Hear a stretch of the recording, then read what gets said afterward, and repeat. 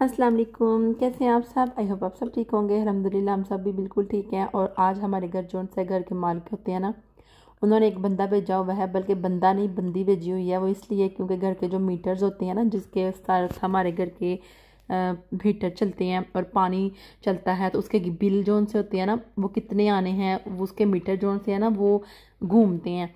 तो ये हमारे दूसरे वाशरूम का मतलब ये सेटअप है सारा। यहाँ पे मैंने फजूल चीज़ें रखी हुई हैं। देखिए कंबल भी मैंने फेंकने के लिए रखा हुआ है। यहाँ से अभी तक इतनी हिम्मत नहीं पड़ी कि उठा के फेंक दें। चलें, लगाती हूँ कि इस दिन दा दूँ और बच्चों से निपटूप के चीज़ें तो फिर फेंक आती हूँ जाके, क्योंकि ज़रा भी टाइम नहीं मिलता। हर रोज़ घर की ग्रोसरी, हर रोज़ घर की ग्रोसरी माशाल्लाह से ख़त्म हो जाती है और माशाल्लाह से ले आते हैं। फिर थक चुकी हूँ मैं, अल्लाह की बंदिया क्या कहूँ मैं, अब थक गई हूँ मैं ग्रोसरी कर करके। बड़ी ग्रोसरी करती हूँ मैं, बड़ी ग्रोसरी कर लेती हूँ, चीज़ें ख़त्म हो जाती हैं, लेनी पड़ती हैं। अंडों ने तो मत मारी हुई है, कभी छोटे आ जाते हैं कभी बड़े आ जाते हैं। तो ये अभी 18 नंबर का पैकेट चला हुआ है, तो अभी हस्बैंड ये उठा के ले आते हैं। प्याज, बर्गर बंद और ये सारी चीज़ें जो उनसे है ना, बीच बीच में से लफ्जी से भी लेकर आए हैं, कुछ कोफ्रेंड से लेके आए हैं। और आप कितने हैरान होते होंगे कि ये बंदी हर वक्त ग्रोसरी दिखाती रहती है। ग्रोसरी ग्रोसरी ग्रोसरी, इसने तो आखिर चुकी हुई है, हर वक्त ग्रोसरी करती रहती है। तो दालों की ग्रोसरी तो मैं इतनी नहीं करती, आपको पता है ये सारी चीज़ें लफ्जी से लेके आनी पड़ती हैं, हलाल मार्केट से, हलाल शॉप से जाके। वैसे दालों को मेज में क्या हलाल और क्या हराम वो तो आपको पता है, कोफलन वगैरह से भी मिल जाएंगी। लेकिन हम लोग को स्पेशल इंडिया की दुकान होती है, तुर्किश दुकानें होती हैं, वहाँ से ये चीज़ें लाती हैं। और ये हलाल नूडल्स लेके आई हूँ, साथ में ये बिस्किट लेके आई हूँ। ये नाशपतियाँ बहुत ही ज़्यादा मज़े की थी, मैं समझी थी मरूद हैं, तो हस्बैंड ने मरूद ले लिए। तो बाद में जब मैंने ना एक धोया तो मैंने बड़े शौक से निकाला, मुंह में ना मैं वो पानी ले आई थी मरूद के खाने वाला। तो जब मैंने खोला तो देखा तो नाशपति, दिल मेरा टूट गया। मैंने कहा चलो कभी पाकिस्तान जाएंगे तो पाकिस्तान के मरूद जो है ना वो खाएंगे। मैं मदरी खांसी आ रही है तो बेटे आगे हाथ रखो और साथ में थोड़ा दूर हो जाओ बेटे, तेरा आवाज़ बीच में लोड कर रही हूँ। तो ना यहाँ पे जी बस फिर दिल टूट गया। फिर मैंने नाशपत्ती उठाई और खाई। बस अब चीज़ें ये संभाल लूँगी। और बच्चे जो उनसे हैं वो जूस वगैरह निकाल के तो एप्पल का पीने लग पड़े हैं। और हम लोग बैठ चुके हैं ग्रोसरी करके, अभी अभी थक हार के आए हैं। खाना वगैरह हम बाहर से ही खा आए थे। तो अब जी शाम होने को आई है, तकरीबन अब शाम ही है। बस फिदा अपनी बोतल में भर रही है जूस पीने के लिए और अब इसी के साथ पिएगी।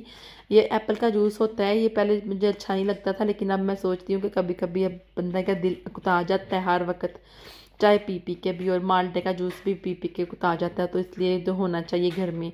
तो बाज़ दफ़ा तो होना चाहिए घर में, होता है, लेकिन आधा डब्बा हमेशा मैं तकरीबन महीना गुजर जाता है तो फिर मैं फेंक देती हूँ। मैं कहती हूँ शायद अब पीने के काबिल नहीं रहा, क्योंकि ये खुल गया था और इसको खुले हुए को महीना हो गया, तो फिर मैं फेंक देती हूँ या फिर ज़ाया कर देती हूँ, नाल में बहा देती हूँ।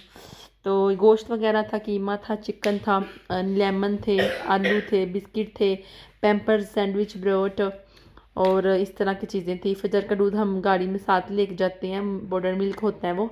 तो आज हमारा पाउडर मिल्क जो है ना वो सारे का सारा उस रैपर के अंदर सारा गिर गया था। इतनी मुसीबत पड़ी मुझे और इतनी चिपचिपाहट थी। फिर उस रैपर के अंदर फजर के फीडर के साथ मैंने फ़ौरन से पकड़ा एक बोतल पानी की भरी जो हमारी गाड़ी में हमेशा ही होती है, वो पकड़ी और उसका मतलब फीडर धोया। और फिर सारी जिसके अंदर मैं थर्मास के अंदर पानी गर्म ले जाती हूँ वो भी मैंने धोया वगैरह। और सारी चीज़ें इतनी ज़्यादा महंगी हो चुकी हैं, डबल ट्रबल कीमत पे हो चुकी है। और वहाँ पे जाके आशीर्वाद आटा जो हम लोग यूज़ करते थे वो तकरीबन आता है अब 28 यूरो का, और वो भी अब शॉर्ट हो गया, वो भी नहीं मिल रहा। उन्होंने बोला है हमें कि आप आटा इस दफ़ा ले जाएं, नेक्स्ट टाइम आपको ये नहीं मिलेगा। आज से शुरू कर लें या कल से शुरू कर लें, आपकी मर्ज़ी है, या महीना बाद से शुरू कर लें, आपको दूसरा आटा ही खाना पड़ेगा।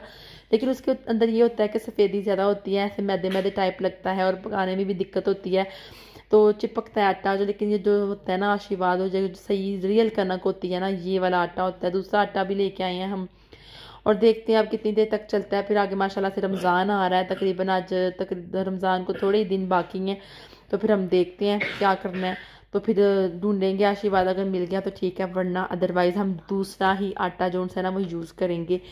और यहाँ पे मुझे एक चीज़ पूछ रही थी, सिस ये जो उनसे ताकों से आपने चीज़ें लाई हैं 5-5 यूरो की, तो ये वाकई में इतने की है? तो यार सिस कसम से मैं खुद हैरान रह गई थी। जब मैं अंदर मेरी कोई इरादा नहीं था चीज़ लेने जाने का, बस ऐसे ही ना मैंने किक में देखा, फिर मैं टेडी में गई लेकिन मुझे ना वहाँ से कोई चीज़ पसंद नहीं आई। जब मैंने ताको में आई, मैंने आपको बोला है ना कि मैं सिर्फ एज आई घर से सिर्फ और सिर्फ मैं ऐसे ही गई थी। मैंने हस्बैंड को बोला कि आज मुझे छुट्टी दें, मैं आज बच्चों के अलावा जाऊँगी। मैं यहाँ से बस पे बैठी और मैं चली गई। सिर्फ मैं चाहती थी कि मैं चीज़ें से देख के आऊँ और बस ऐसे ही आ जाऊँ वापस, मैं कुछ भी ना लेके जाऊँ। मैं कार्ड भी हस्बैंड को रही थी मैंने नहीं लेने, मैंने पैसे भी नहीं लेने, लेकिन फिर भी हस्बैंड ने कहा तुम 100 यूरो ले जाओ घर से, कैश ज़रूरत पड़ ही जाती है। तो मैं ले गई, तो फिर मैं सारे का सारा इन्वेस्ट कर रही और 5-5 यूरो की चीज़ें ला के तो मैं तो खुशी हो गई।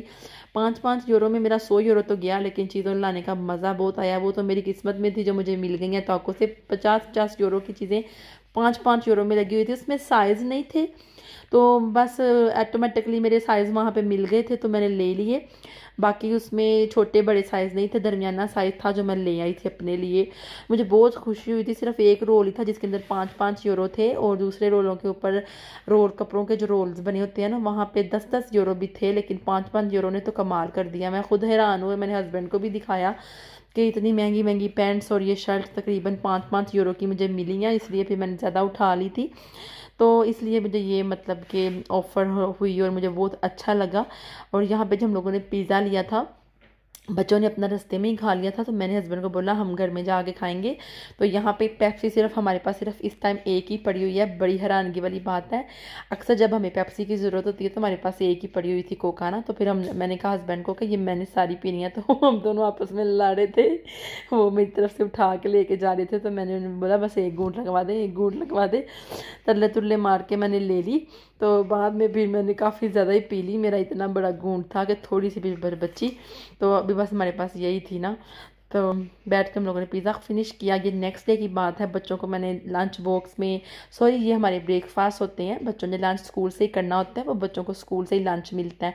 तो मैंने उनको ब्रेकफास्ट में दे दिए जो चीज़ें देनी थी। और यहाँ पे बच्चों को हम लोग स्कूल लेने के लिए आए हैं। आज माशाल्लाह मौसम जो है ना, अभी देखे ना, परसों तो बर्फ़ पड़ रही थी, कल नॉर्मल मौसम हुआ था, +3 पे था, आज +13 पे चला गया था।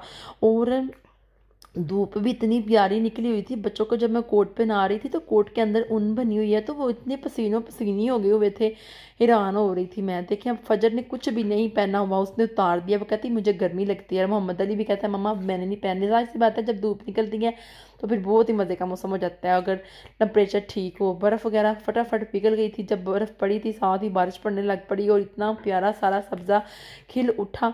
और बर्फ़ पड़ने से हर चीज़ बर्फ़ तो हो जाती है, लेकिन ये होता है कि बाद में ना जब बर्फ़ पिघलती है तो तब बड़ा मौसम बड़ा प्यारे का सीन हो जाता है। यहाँ पे मोहम्मद अली फ़िज़ा ने अपना उठा के लगा दिया है कि अब हम लोग घर जा रही हैं। मोहम्मद अली फ़िज़ा जब यहाँ से जाते हैं तो अपनी पिक को यहाँ पे लगा जाते हैं नीचे, जहाँ पे लिखा होता है कि बच्चे घर चले गए हैं। तो जब जिस जिस जगह पे जा रहे होते हैं खेलने के लिए, पढ़ने के लिए, ऊपर वाले फ्लोर पे, तो वहाँ पे सारा सेटअप बना हुआ है। वहाँ पे इन्होंने ज़रूर रख के जानी होती है अपनी पिक, ताकि बाद में हम लोग जब आ रहे हैं तो हमें पता हो कि बच्चे कहाँ हैं, या टीचरों को पता हो कि कौन सा बच्चा किधर है इस टाइम, या ग्राउंड में खेल रहा है, या फिर ऊपर वाले फ्लोर में है या नीचे वाले फ्लोर में है। तो काफ़ी ज़्यादा लोग अपने बच्चों को इस टाइम लेने के लिए आते हैं।